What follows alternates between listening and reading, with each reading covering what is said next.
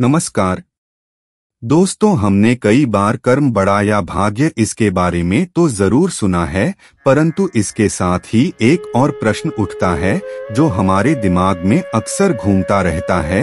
वह प्रश्न है, कर्म बड़ा या धर्म। आपने कुछ लोगों को अक्सर यह कहते सुना होगा कि कर्म ही पूजा है। हम तो कर्म करने में विश्वास रखते हैं। तो क्या आपको भी लगता है कि सिर्फ कर्म ही सब कुछ है? धर्म का आपके जीवन में कोई स्थान नहीं है?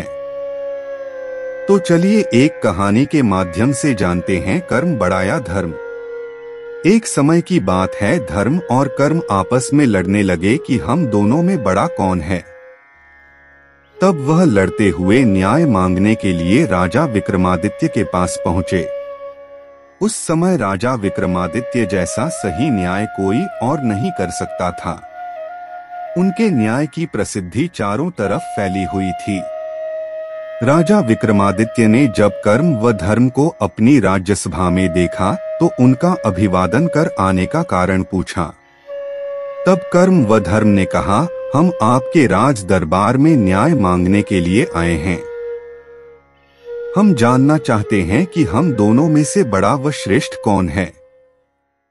तब राजा विक्रमादित्य कर्म व धर्म को साथ लेकर एक स्थान पर, जहां पर कोई साधु तपस्या कर रहे थे, वहां पर पहुंचे।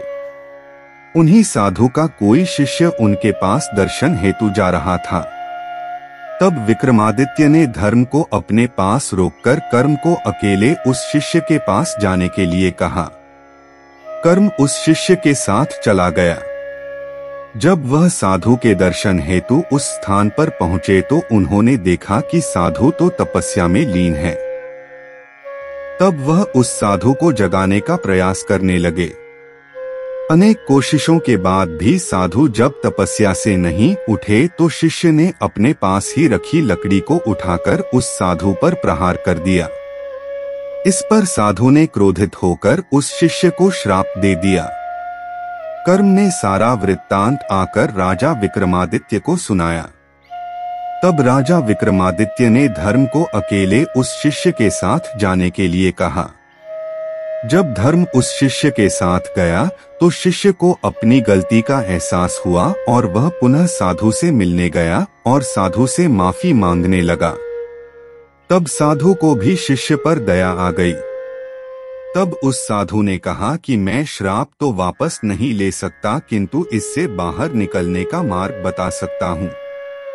इस प्रकार उस साधु ने शिष्य को श्राप से बाहर निकालने का मार्ग बताकर उसका जीवन खुशियों से भर दिया।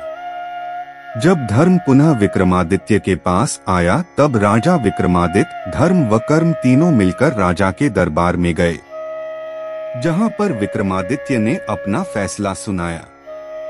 राजा विक्रमादित्य ने कहा, कर्म यदि अकेला होता है तो उसे यह जात नहीं होता है कि क्या सही है व क्या गलत है।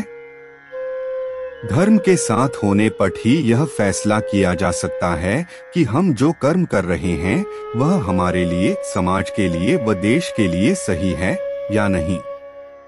इसलिए धर्म के अभाव में कर्म पूर्णतया प्रभावी नहीं होता है। इसलिए धर्म और कर्म में धर्म बड़ा है। इस प्रकार कर्म ने धर्म से माफी मांगी और फिर दोनों साथ में चले गए।